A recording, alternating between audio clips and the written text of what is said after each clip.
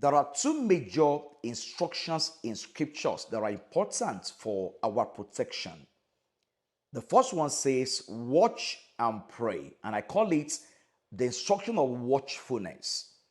The Bible also tells us to test our spirit. In other words, you must have caution in life. Don't just jump into things, without testing them. And so, the instruction of watchfulness and caution are protective virtues that are meant to help us not to enter into evil blindly. Watchfulness and caution are virtues that helps us not to walk into the trap of the enemy without knowing. And so they are virtues that are meant to protect us.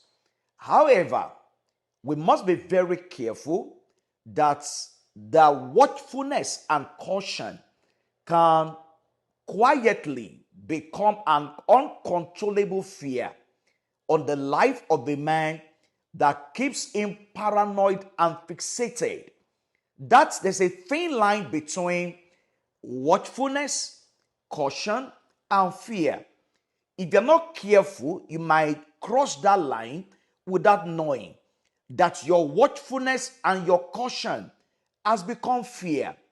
And when that happens, one of the things you will notice is that you will see evil everywhere. You will see evil in everybody. You will interpret everyone that comes around you as someone that is there to harm you. Why? Because your sense of watchfulness, your sense of caution has translated, has graduated into fear. And so that is why from time to time, you must be able to ask yourself, am I being watchful or am I being fearful? Am I taking caution or becoming fearful in the journey of life? Several years ago, over 30 years ago, I know a family. It's a family I know. This is a very loving man, a loving family. But all of a sudden, they got into these prophetic circles. They had this prophet over them that began to dictate their life. And so they began to see evil in virtually everything. At a point, it was like a joke. They stopped coming home to the village. They stopped seeing their extended family. The man stopped seeing his siblings. And at a point, they completely cut off from even his own siblings. They stopped visiting them, stopped calling them. Even when there were important things to do, they never showed up because they saw evil in everybody. As if everybody was out to harm them. As if everybody were witches and wizards. Why? Because their sense of watchfulness, their sense of caution became fear.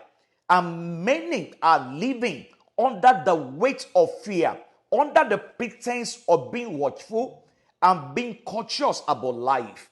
And so it's so important that you don't live your life under the weight of fear. Fear brings people into unnecessary burden. You begin to see evil everywhere. In your office, you see evil. Even in your children, begin to see evil. In your spouse, you see evil.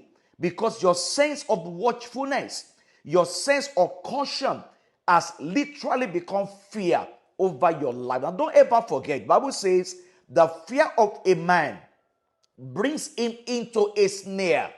And so fear can become a snare over your life that hinders your momentum in life. Fear is not of God. The Bible says God has not given us the spirit of fear, but of power and of love and of a sound mind.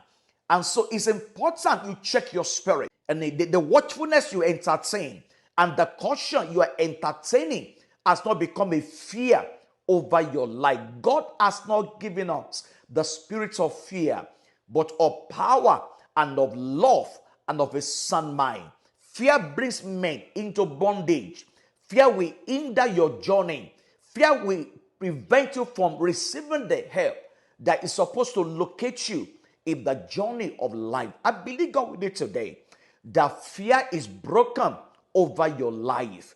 You will walk in confidence of the Spirit Bible says, whatsoever is born of God overcometh the world.